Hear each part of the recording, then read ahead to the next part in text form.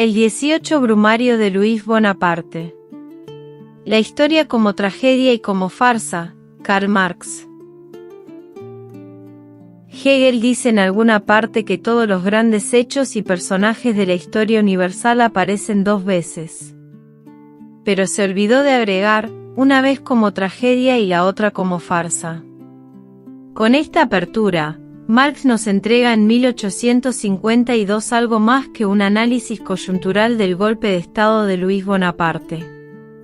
Nos entrega una demostración práctica de su método, el materialismo histórico aplicado a eventos contemporáneos. El contexto histórico. Francia, 1848 a 1851. La Revolución de Febrero derroca a Luis Felipe y proclama la Segunda República. Pero esta república nace ya fracturada, el proletariado parisino quiere transformación social, la burguesía solo quería cambio político. En junio de 1848, la contradicción estalla. Las jornadas de junio son una masacre, el general Cavaignac ahoga en sangre la insurrección obrera. La república burguesa triunfa, pero queda expuesta. Es en este contexto que Luis Bonaparte, sobrino del emperador, gana las elecciones presidenciales en diciembre de 1848 con el 75% de los votos. 3 años después, el 2 de diciembre de 1851, aniversario de la coronación de su tío, disuelve la asamblea y se proclama emperador. La tesis central de Marx. Marx argumenta que Luis Bonaparte no es causa sino efecto. Es el producto de un equilibrio catastrófico donde ninguna clase social puede ejercer hegemonía duradera. La burguesía, aterrada por el proletariado, prefiere renunciar a su propio poder político para conservar su poder económico. El campesinado parcelario, atomizado y nostálgico, vota por el mito napoleónico. El proletariado está derrotado y dividido. En esta parálisis de fuerzas, el Estado se autonomiza. Bonaparte representa lo que Marx llama el poder ejecutivo independizado, un Estado que aparenta estar por encima de las clases pero que en realidad defiende el orden burgués de una manera que la propia burguesía no podía defender. Las clases sociales en movimiento. Marx hace aquí un análisis de clase magistral. La burguesía se fragmenta en dos fracciones, la aristocracia financiera, banca, bolsa, especulación, y la burguesía industrial. Ambas confluyen en el partido del orden, pero sus intereses divergen. Cuando la república parlamentaria se vuelve peligrosa, porque permite la articulación de demandas populares, prefieren un Bonaparte que les garantice el orden social. El campesinado parcelario es clave. Marx hace una distinción crucial. Los campesinos constituyen una clase en sí pero no para sí. Están dispersos, sin comunicación ni organización que les permita articular intereses comunes. Por eso son susceptibles a la manipulación simbólica, votan por el nombre Bonaparte creyendo que revivirán la época de Napoleón I, sin comprender que las condiciones históricas han cambiado radicalmente. El proletariado aparece derrotado después de junio de 1848, pero Marx identifica su potencial revolucionario frustrado. La clase obrera aprende de sus derrotas. El lumpenproletariado organizado, vagabundos, soldados licenciados, criminales, constituye la base social de Bonaparte, la Sociedad del 10 de diciembre, que funciona como banda de choque. Conceptos teóricos fundamentales.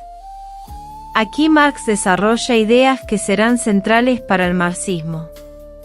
1. La autonomía relativa del Estado. El Estado no es simple reflejo mecánico de la clase dominante, puede cobrar independencia en coyunturas de crisis. 2. La ideología como falsa conciencia. El mito napoleónico funciona como velo que oculta intereses materiales reales. Los campesinos votan contra sus propios intereses objetivos.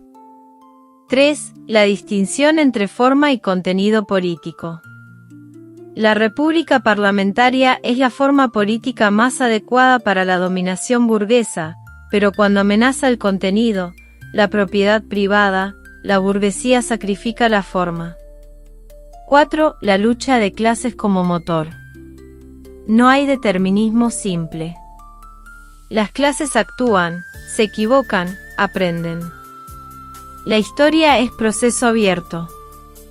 La frase célebre explicada. Los hombres hacen su propia historia, pero no la hacen a su libre arbitrio, bajo circunstancias elegidas por ellos mismos, sino bajo aquellas circunstancias con que se encuentran directamente, que existen y les han sido legadas por el pasado. Esta frase sintetiza la dialéctica marxista entre estructura y agencia. Somos actores históricos, pero actuamos en un escenario que no elegimos. Las condiciones materiales, económicas, sociales, limitan lo posible, pero no determinan mecánicamente los resultados. Hay margen para la acción humana, para el error, para lo inesperado. Relevancia metodológica. El 18 Brumario es un texto donde Marx practica lo que predica. No aplica fórmulas prefabricadas, sino que analiza la especificidad histórica concreta. Muestra cómo usar el materialismo histórico como método vivo, no como dogma. Es historia inmediata escrita con rigor analítico. Marx escribe casi en tiempo real, entre diciembre de 1851 y marzo de 1852, pero su análisis trasciende la coyuntura porque identifica mecanismos estructurales de la política moderna. Lecciones transversales. Este texto nos enseña a leer la política más allá de las apariencias. Nos muestra que los líderes políticos son síntomas, no causas fundamentales. Las crisis políticas expresan contradicciones sociales y económicas profundas. Los símbolos del pasado son herramientas políticas del presente. Las masas pueden actuar contra sus propios intereses si la ideología es efectiva.